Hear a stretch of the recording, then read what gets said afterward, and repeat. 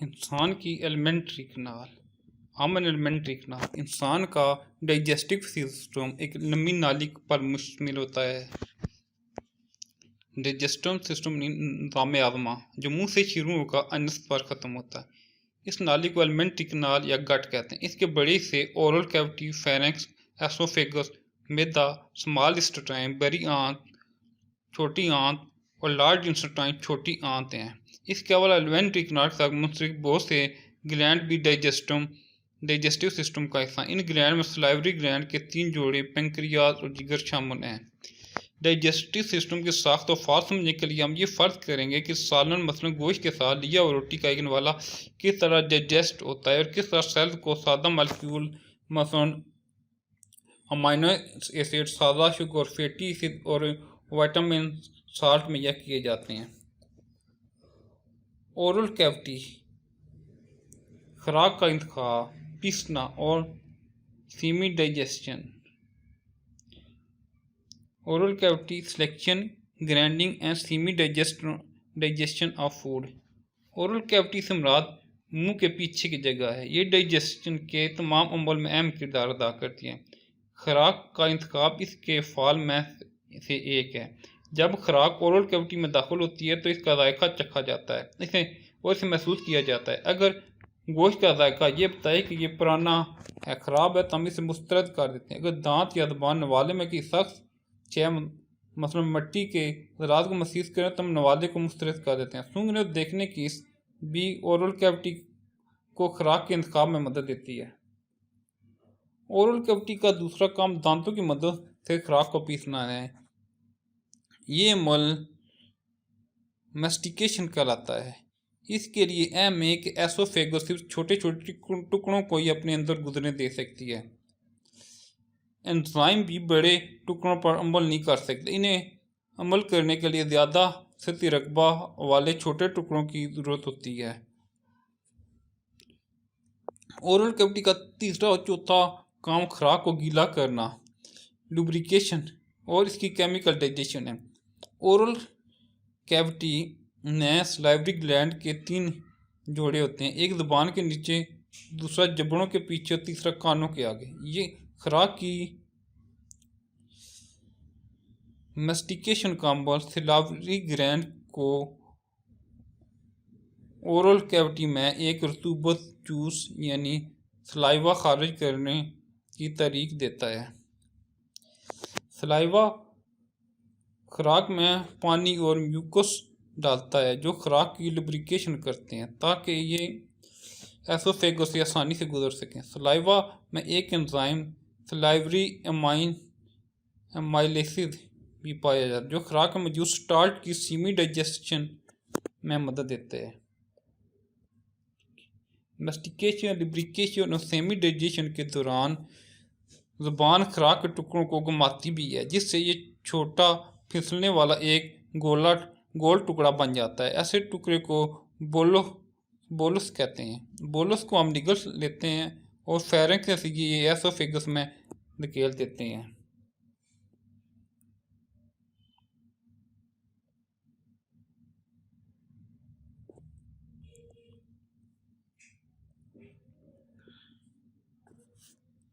Pharynx और oesophagus, निगलने का अमल और पेरिस्टालिसिस।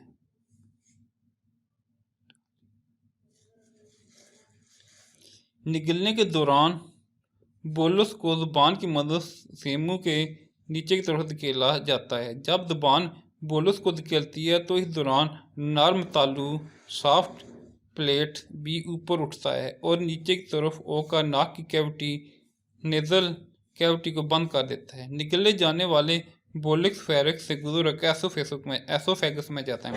फेरेंक्स के अंदर ऐसी मुताबिकतें मौजूद होती हैं कि बोलस का कोई टुकड़ा लंग्स में हवा आने जाने के रास्ते यानी ट्रिकिया में दाखिल हो ना सके।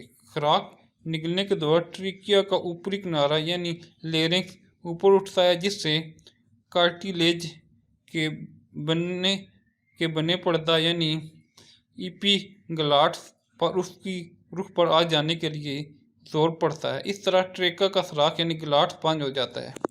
निगलने की अमल के आगाज एक इरादी वॉलंटरी फेल है, लेकिन जैसे ही खुराक मुंह के पिछले हिस्से में पहुंचती है, निगलने का अमल खुदकार यानी ऑटोमेटिक हो जाता है।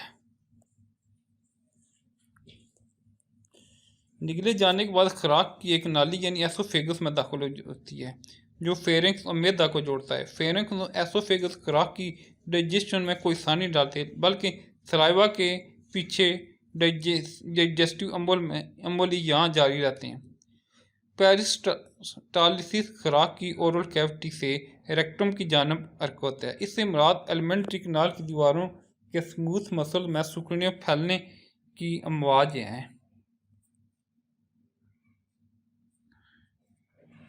मैदा खुराक की डाइजेशन, टर्निंग और पिघलना। Stomach digestion, churning and melting of food. Maida elementary कनाल का एक खुला हिस्सा है। इसकी शक्ल अंग्रेजी हर्फ जे की तरफ होती है और ये एब्डोमेन की जानब बाईं जानब डायाफ्रेम के बिल्कुल नीचे मौजूद है। मैदे के दो बड़े हिस्से हैं। एसोफेगस के फौरन बाद कार्डियक हिस्सा है और इसके नीचे वाला पाइलोरिक हिस्सा है, पाइलोरिक हिस्सा कहलाता है। मैदे के पास दो स्फिंक्टर्स हैं।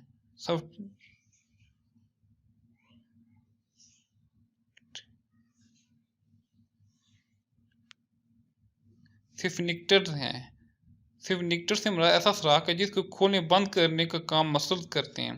कार्डियक स्फिंक्टर मैदा और एसोफेगस के दरमियान, जबकि पाइलोरिक स्फिंक्टर मैदा और स्मॉल इंटेस्टाइन के दरमियान है। जब खराब मैदा में दाखिल होती है तो दीवारों में मौजूद गैस्ट्रिक ग्लैंड को तहरीक मिलती है और वो गैस्ट्रिक जूस खारिज करते हैं। गैस्ट्रिक जूस में मौजूद पानी, म्यूकस, हाइड्रोक्लोरिक एसिड और प्रोटीन को डाइजेस्ट करने वाला एक गैर फाल एंजाइम पेप्सोजिन पाया जाता है। हाइड्रोक्लोरिक एसिड गैर फाल पेप्सोजिन एंजाइम को इसकी फाल हालत यानी पेप्सिन में तब्दील करता है। हाइड्रोक्लोरिक एसिड खुराक में मौजूद माइक्रो ऑर्गन को भी मारता है। पेप्सिन खुराक में मौजूद प्रोटीन, हमारी मिसाल गोश्त का बड़ा हिस्सा, को गैर मुकम्मल तौर पर डाइजेस्ट करके पॉलीपेप्टाइड और छोटी पेप्टाइड की जंजीरों में तब्दील कर देता है।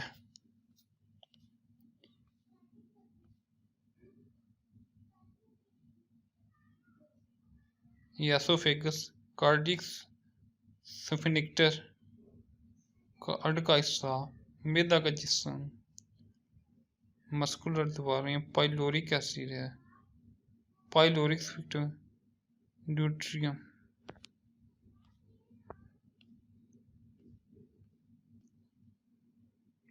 मैदा में खुराक का ये अमल चर्निंग के जरिए मज़ीद तोड़ा जाता है। मैदे की दीवारें सिकुड़ती और फैलती हैं और ये हरकत गैस्ट्रिक जूस और खुराक की मुकम्मल मिक्सिंग में मदद देती हैं। चर्नी के इस अमल में हरारत भी पैदा होती है जिससे खुराक में मौजूद लिपिड पिघल जाते हैं। हमारी रोटी और गोश्त के नवाले में मौजूद स्टार्च और प्रोटीन गैर मुकम्मल तौर पर डाइजेस्ट हो चुकी होती है। अब खुराक के पतले शोरबा की शक्ल इख्तियार कर चुके हैं जिसे कायम कहते हैं। इसके बाद पाइलोरिक स्फिंक्टर कायम को थोड़ी ही मिकदार को स्मॉल इंटेस्टाइन के पहले हिस्से यानी ड्यूडेनियम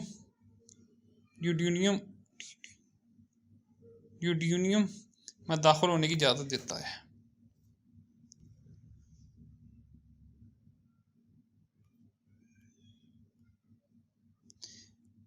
मैदे में थोड़ा सा गैस्ट्रिक जूस हर वक्त मौजूद होता है। जब नवाला ओरल कैविटी में होता है तो दिमाग मैदे की दीवारों को गैस्ट्रिक जूस की थोड़ी सी मिकदार खारिज करने का पैगाम भेजता है। जब खराब मैदा में पहुंचती है तो मज़ीद गैस्ट्रिक जूस ज़रूरत के मुताबिक खारिज किया जाता है। अगर खुराक में कम प्रोटीन हो या बिल्कुल हो तो मैदा मजीद गैस्ट्रिक जूस खारिज नहीं करता। दूसरों की खुराक में ज़्यादा प्रोटीन मौजूद हो तो काफ़ी मकदार में गैस्ट्रिक जूस खारिज किया जाता है, जिसकी वजह ये है कि पहले से मौजूद गैस्ट्रिक जूस बड़ी प्रोटीन की पेप्टाइड में डाइजेशन शुरू कर देता है। ये पेप्टाइड मैदे की दीवारों के चंद सेल को एक हार्मोन गैस्ट्राइन निकालने की तरीक देते हैं। ये हार्मोन खुराक खून में दाखिल होकर जिस्म के तमाम हिस्सों में जाता है। मैदा में ये हार्मोन मुख्तलिफ असरात रखता है। गैस्ट्रिक ग्लैंड के सेल्स को मजीद गैस्ट्रिक जूस निकालने के तरीक देता है। स्मॉल इंस्टेंटाइन छोटी आंत खुराक की मुकम्मल डाइजेशन और अब्जॉर्प्शन, खुराक को मुकम्मल आज़मा और जज़ब करना। खुराक अब्जॉर्प्शन होती है जज़ब करना। स्मॉल इंस्टेंटाइन का पहला 10 इंच यानी 25 सेंटीमीटर का हिस्सा डोडिनियम कहलाता है। यूडिनम कहलाता है। ये एलिमेंट्री कनाल का वो हिस्सा है जहाँ डाइजेशन काम और सबसे ज़्यादा होता है। यहाँ खुराक के साथ मज़ीद 3 रतूबतें मिक्स हो जाती हैं। पहला, जिगर से एक जूस बाइल आता है और लेपर्ड की डाइजेशन में मदद करता है। ये लेपर्ड की इम्यूलिसिफिकेशन करता है। ये लेपर्ड के कतरों को एक दूसरे से अलग करता है। पेंक्रियास से आने वाले पेंक्रियाटिक जूस में मौजूद एंजाइम प्रोटीन, कार्बोहाइड्रेट और लिपिड को डाइजेस्ट करते हैं। ये एंजाइम बिलतरतीब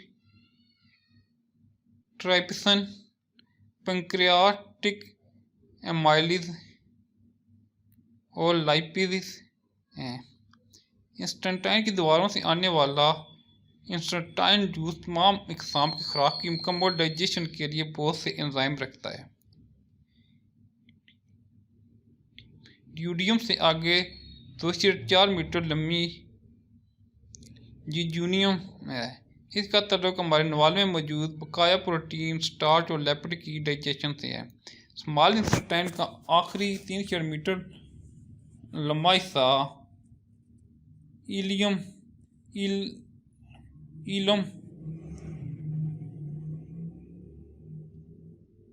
इलम है। इसका ताल्लुक डाइजेस्टेड खुराक की एब्जॉर्प्शन से है।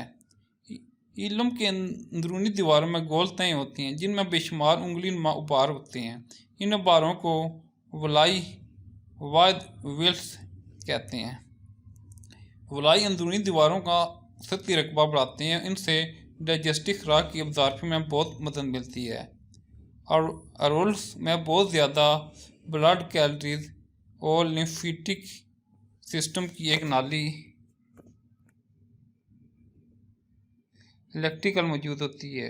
वेल्स की दीवारों की मोटाई सेल की सिर्फ एक तय पर मुश्तमिल होती है। सादा शुगर और अमाइनो एसिड के डाइजेस्टिव मॉलिक्यूल इंस्टेंटाइन से वलाई की ब्लड कैलोरीज में जज़ब होते हैं। खून इन्हें हेपेटिक पोर्टल वेन के जरिए इंस्टेंटाइन से लेकर जिगर में पहुंचाता है। जिगर में खुराक को फिल्टर किया जाता है। यहाँ खुराक को जहरीले मादों से पाक किया जाता है और अदाफी खुराक तस्कीरा की जाती है। जिगर से खुराक की ज़रूरी मॉलिक्यूल हेपेटिक वेन के जरिए दिल की तरफ चले जाते हैं। इंस्टेंटाइन में मौजूद फैटी एसिड और ग्लिसरॉल के मॉलिक्यूल वलाई की इलेक्ट्रिकल में दाखिल होते हैं जो इन्हें बड़ी लिम्फेटिक डक्ट में ले जाता है। यहाँ से इन्हें दिल की तरफ जाने वाली बड़ी वेन्स में दाखिल कर दिया जाता है। Large instantaneous absorption of water and defecation, पानी का जज़ब करना और डिफेक्शन बाहर निकालना। जब हमारे नवाले की डाइजेस्टिव प्रोडक्ट्स खून में जज़ब हो जाते हैं तो बकाया मवाद लार्ज इंस्टेंटाइन में दाखिल होता है। लार्ज इंस्टेंटाइन के 3 हिस्से